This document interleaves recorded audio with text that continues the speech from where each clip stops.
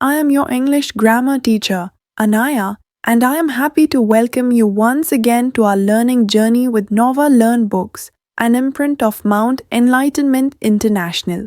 Today, we are going to learn about tenses. Tenses tell us when an action happens in the past, present, or future. We also learn about continuous, progressive tenses, which show actions that are in progress. In this chapter, we will understand perfect and continuous tenses, how to use for and since, and how verbs change according to time and situation. Right your time for yesterday. yesterday मतलब जो बीत गया कल, उस दिन awakening time क्या था आपका, बैथिंग टाइम क्या था, किस समय आपने स्नान किया, स्कूल टाइम क्या था और प्लेइंग टाइम क्या था, कल के विषय में बताइए. A verb can take many forms in a sentence. एक सेंटेंस में वर्ब कई फॉर्म ले सकती है. These forms are use to show when the subject did something or when the action took place. ये जो फॉर्म्स हैं ये शो करती हैं कि एक्शन सब्जेक्ट ने कोई काम कब किया या एक्शन कब हुआ. These forms mark the different tense. और यही फॉर्म डिफरेंट टेंस को मार्क करती हैं. We use different form to indicate different tense and talk about present, past and future. हम डिफरेंट टाइम को इंडिकेट करने के लिए, डिफरेंट टेंस को इंडिकेट करने के लिए डिफरेंट फॉर्म यूज़ करते हैं. और ये जो फॉर्म्स हैं इनसे हमें पता चलता है कि किस समय एक्शन हुआ, एक्शन कब हुआ या हो रहा है या होगा. ये हमें वर्ब की फॉर्म से पता चलता है. और टेंस है, 3 टेंस है, प्रेजेंट, पास्ट और future. The different tenses are simple present, simple past, present progressive, past progressive. एक टेंस के 4 काइंड्स होते हैं, जैसे simple, progressive, perfect, perfect progressive. और प्रोग्रेसिव को कंटिन्यूस भी कहते हैं. सभी जैसे simple present, simple past, simple future. फिर present progressive, past progressive, future progressive. Present perfect, past perfect, future perfect. Present perfect continuous, past perfect continuous, future perfect continuous. इस तरह से 12 टेंस हो गए. और जनरली जो मेन टेंस होते हैं वो 3 ही होते हैं, प्रेजेंट, पास्ट, फ्यूचर. एक टेंस के 4 काइंड्स होते हैं, तो इसलिए 12 हो गए. तो सबसे पहले देखेंगे simple present. I go for a walk on the beach every day. मैं बीच पर वॉक के लिए रोज जाती हूँ. yesterday the sunrise was spectacular. Present progressive, I am walking on the beach right now. Past progressive, yesterday I was enjoying myself at the beach when it started raining heavily. Present perfect, I have decided to carry my raincoat. Past perfect, I had left my umbrella at my friend's house last week. Present perfect progressive, my friend has been calling me every day since then. Past perfect progressive, we had been waiting for 2 hours for the rain to subside. Progressive tenses are also called continuous tense. Progressive tense को continuous tense भी कहते हैं. The past continuous, the perfect continuous, the present continuous and so on. इस तरह से जिनको हमने progressive लिखा है, ऊपर पढ़ा है, उनको कंटिन्यूस भी कहते हैं. Perfect tenses, we use the perfect tense to refer to different times in past. Perfect tense हम पास्ट के डिफरेंट टाइम के लिए यूज करते हैं. Perfect tense are also formed with the help of auxiliary verb have, has और had. Perfect tense में ये auxiliaries verb आती हैं, हैज़, हैव और हैड. हैज़ सिंपल उसमें सिंगुलर में, हैव प्लूरल में और हैड पास्ट परफेक्ट में आता है. चाहे सिंगुलर हो चाहे प्लूरल हो, पास्ट परफेक्ट में हैड आता है, प्रेजेंट परफेक्ट में हैज़ और हैव आते हैं. We use present perfect tense to refer to a period of time started in the past but not finished yet, like this month or this year, or to refer to any time up to now. The children have watched 4 plays in the past 3 weeks. ये जो perfect tense है वो इस चीज़ को show करता है कि काम पास्ट में शुरू हुआ और अभी फिनिश नहीं हुआ, but not yet finished. Like this month, this year, or refer to any time up to now, अब तक के किसी भी टाइम को रेफर करते हैं. The children have watched 4 plays in the past 3 weeks. Perfect time, present perfect कुछ ऐसे समय के लिए भी आता है जो कि जस्ट हैपन, अभी हुआ है, oh look he has scored a goal, मतलब जस्ट अभी फिनिश हुआ है। Something that will happen before something else in the future, कभी कभी और ऐसे वर्क के लिए भी आता है जो कि फ्यूचर में किसी अन्य एक्शन से पहले हैपन होगा। You can go after you have finished your meal, action future में फिनिश्ड होगा किसी अन्य वर्क से एक्शन से पहले। और पास्ट परफेक्ट यूज करते हैं to events in the past, जो कि पास्ट के टू इवेंट हो, यदि पास्ट में कोई टू एक्शन वर्ब हो तो टू एक्शंस हो, तो जो पहले कंप्लीट हुआ उसे past perfect. The children entered the stage before the curtain went up, मतलब कर्टेन बाद में हुआ है, बच्चों ने पहले एंटर किया बिफोर, तो उसे पास्ट परफेक्ट यूज करते हैं। The children went up after the audience had settle down, children जब गए। The curtain went up after the audience, curtain जब वेंट अप हुआ जब ऑडियंस सेटल डाउन हो गई। तो पहले कौन सा काम हुआ, ऑडियंस सेटल डाउन हो गई। तो जो एक्शन पहले होता है, तो पास्ट में दो एक्शन हुए, उसमें जो पहले हुआ उसमें पास्ट परफेक्ट यूज करते हैं। An event that began in the past and ended a while later in the past, ऐसे एक्शन के लिए जो पास्ट में शुरू हुआ और एक काफ़ी कुछ समय के बाद पास्ट में ही कुछ समय तक चला, कुछ समय के बाद ख़त्म हुआ। We often use the past perfect tense with words when before until, हम पास्ट परफेक्ट टेंस में ये वर्ड भी यूज़ करते हैं, when before until. The policeman waited till the motorist had crossed the red light before nabbing him, the motorist did not see the policeman until he had crossed the red light. Present perfect progressive tense to show that something started in past and is still going. Present perfect progressive tense, present perfect continuous tense कहाँ पे use करते हैं कि कोई काम past में शुरू हुआ और अभी भी चल रहा है। We have been studying for 3 hours now. अब हम अभी भी पढ़ रहे हैं और पिछले 3 घंटे से पढ़ रहे हैं। Let's take a break. Shouldn't we ask someone the way we have been walking around in a circle for 10 minute. इस टेम्परेरी, कोई टेम्परेरी है उसमें भी प्रेजेंट परफेक्ट कंटिन्यूस यूज करते हैं।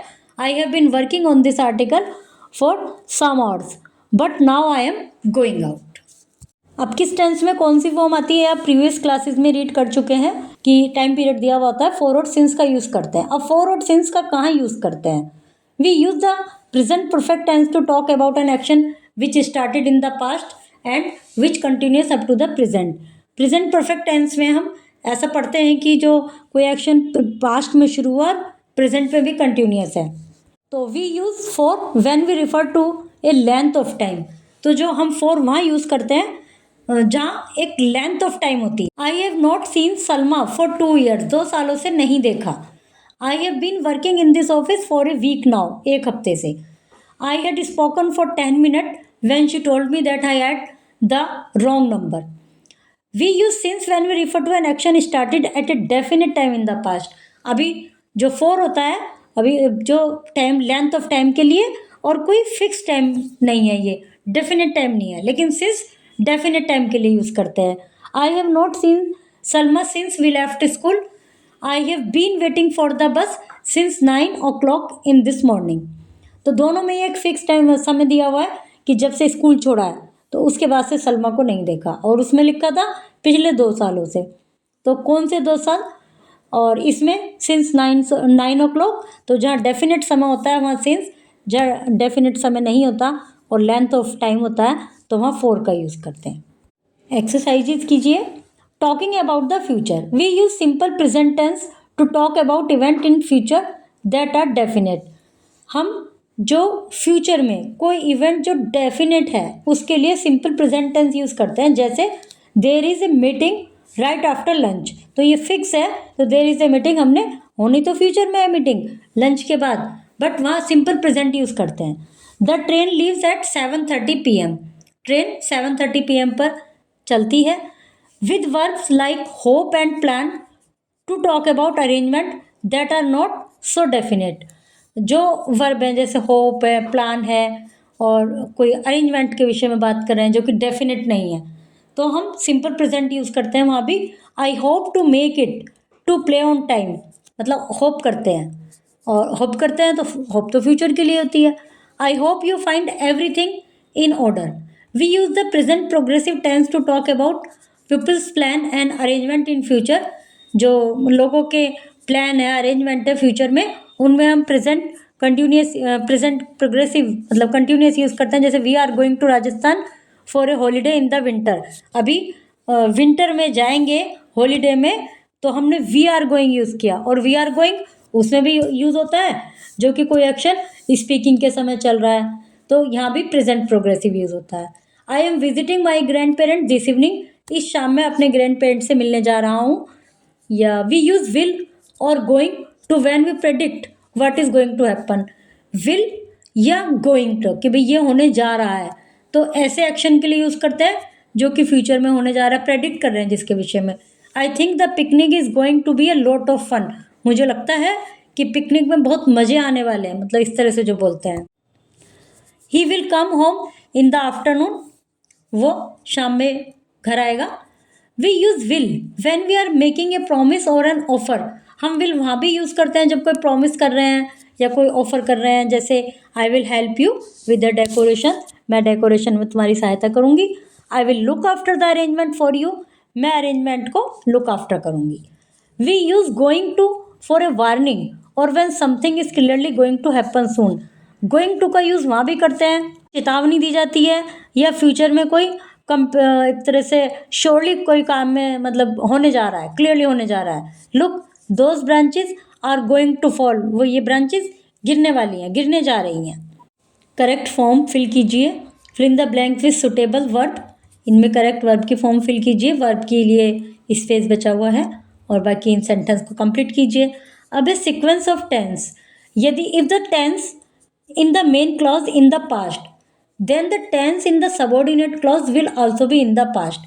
यदि मेन क्लॉज में जो कंपाउंड सेंटेंस होते हैं, कॉम्प्लेक्स सेंटेंस होते हैं, उनमें एक दो एक्शंस वर्ब होती हैं, तो उसमें जो मेन क्लॉज है वो पास्ट में है, तो सबऑर्डिनेट क्लॉज भी पास्ट में होगा। जैसे he was working in his room when the boss called him, वो भी वॉज वर्किंग, तो एक किस में हुआ, एक कंटिन्यूस में और एक सिंपल पास्ट में। She had checked all the paper before she complained, उसने कंप्लेन से पहले ही सारे पेपर चेक कर रखे थे। I did the cooking because my mother was away, मैंने कुकिंग की क्योंकि मदर अवे थी, तो दोनों पास्ट में। When a universally true statement is made, subordinate clause or the subordinate clause is introduced by than if can be in any tense, यदि कोई यूनिवर्सल ट्रूथ कहा जा रहा है सबऑर्डिनेट क्लॉज में, जैसे अभी हमने ऊपर पढ़ा यदि मेन क्लॉज पास्ट है तो सबऑर्डिनेट भी पास्ट में होगा, लेकिन सबऑर्डिनेट क्लॉज में कोई यूनिवर्सल ट्रूथ है, उसको देन से इंट्रोड्यूस किया जा रहा है, तो कोई सा भी टेंस हो सकता है। Newton claimed that every action, अब न्यूटन ने क्लेम किया, ये तो पास्ट में है क्योंकि न्यूटन तो पास्ट में थे, अब ये एक यूनिवर्सल ट्रूथ है। Every action has an equal and opposite reaction, हर एक्शन का इक्वल और अपोजिट रिएक्शन होता है। He was much cleverer than she is, अब ये ही वॉज मच क्लेवरर, अभी हमने ऊपर क्या रूल में पढ़ा, यदि देन से इंट्रोड्यूस हो रहा है तो कोई सा भी टेंस हो सकता है, यूनिवर्सल ट्रूथ है तो कोई सा भी टेंस हो सकता है। If the tense in the main clause is in present, यदि मेन क्लॉज का टेंस प्रेजेंट में है, the verb in the subordinate clause can be in any tense required by the context, यदि मेन क्लॉज प्रेजेंट में है तो जो verb है सबऑर्डिनेट क्लॉज में वो एक्शन के अकॉर्डिंग, कॉन्टेक्स्ट के अकॉर्डिंग किसी भी टेंस में हो सकती है। It does not matter to her where she will work, उसके लिए कोई मायने नहीं रखता कि वो कहाँ काम करेगी। I miss that you finish this chapter now, I insist, मैं इंसिस्ट करता हूँ कि इस चैप्टर को अभी फिनिश करो, दोनों ही प्रेजेंट में है यहाँ पर। तो ये जो सीक्वेंस ऑफ टाइम है ये क्लियरली इसको कई बार समझिए और फिर आपके सेंटेंस इजीली बन जाएंगे। एक्सरसाइज कर रहे हैं कि करेक्ट फॉर्म फिल कीजिए, तो उनको फिल करने के लिए हमें इन रूल्स को जानना जरूरी होता है। Tenses in conditionals, sentence that have a clause which start with if are called conditional sentence, वे सेंटेंस जिनमें कोई क्लॉज इफ से स्टार्ट हो रही है तो वे कंडीशनल सेंटेंस कहलाते हैं। इफ का मतलब होता है यदि तुमने ये किया तो मैं ये करूँगी, तो इस तरह से यदि कंडीशन एक तरह से रख दी गई है।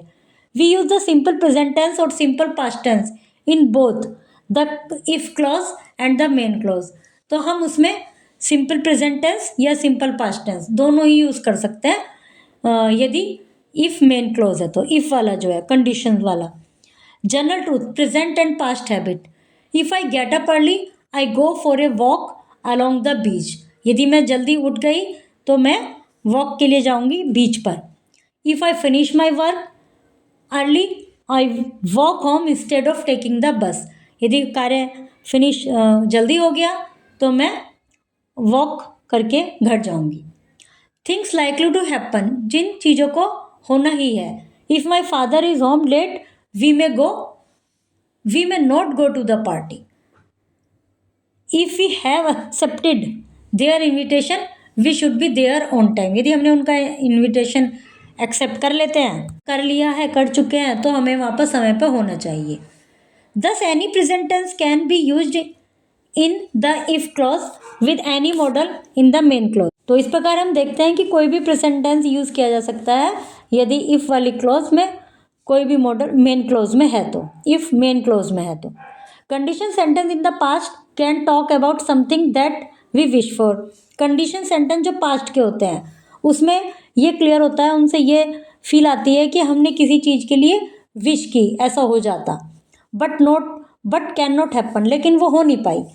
If we were very rich we could go on a world tour, यदि हम बहुत रिच होते तो वर्ल्ड टूर पर जा सकते थे। If I was lost in A spaceship I would contact A satellite for direction, यदि मैं स्पेसशिप में लॉस्ट हो जाता तो मैं सैटेलाइट से कॉन्टैक्ट कर पाता। Would have happen but has not happen, कोई ऐसा कार्य है जो कि हो सकता था बट हुआ नहीं। If I had switched off the gas I would not have had to come back home, यदि मैं स्विच्ड ऑफ करके जाती तो मुझे वापस ना आना पड़ता। If I had not got caught in the traffic jam I would have been on time. Here we use the past tense to talk about what we wish for in the present. अब हम past tense use कर रहे हैं और wish present tense में कर रहे हैं, क्योंकि हमने past tense में ये किया होता, अभी present में बात कर रहे हैं बट बात कर रहे हैं past की, तो उसमें हम past tense यूज़ कर रहे हैं। जैसे if I were lost and the past perfect for the past if I had switched off the gas. Present में विश कर रहे हैं तो पास्ट यूज़ कर रहे हैं, और पास्ट की विश है तो past perfect. We also use the past tense of the modal would और कुड, विल और कैन। हम पास्ट टेंस में मॉडल वुड और कुड, विल और कैन भी यूज़ करते हैं। Notice the sequence of the tenses in all conditional sentence, tense की सीक्वेंस कंडीशनल सेंटेंस में। We use some common expression with if, कुछ कॉमन एक्सप्रेशन इफ़ के साथ यूज़ करते हैं। If I were you I would leave early, जैसे कहते हैं ना यदि मैं तुम्हारी जगह होता ना तो जल्दी निकल जाता, तो वो वाला एक तरह से एडवाइस दे रहे हैं ये। If I can I will take him with me, यदि मैं कर सकता तो मैं उसको अपने साथ ले जाता। रेस्पॉन्डिंग टू ए रिक्वेस्ट, किसी ने कहा भी तुम उसे अपने साथ ले जाओ, तो हमने उसकी रिक्वेस्ट का क्या रिप्लाई दिया, भाई मैं ऐसा कर लेता यदि कर सकता होता तो responding to a request. If you like we can have lunch now, तो ये एक ऑफर हो गया कि तुम चाहो तो हम लंच कर सकते हैं। तो इन एक्सप्रेशंस के लिए भी हम इफ़ का यूज़ करते हैं, और ये भी एक तरह से कंडीशनल सेंटेंस ही हो गए। ये एक्सरसाइजेस कीजिए इनकी। That's all for today's lesson on tenses. Practice regularly to use tenses correctly and make your sentences clear and accurate.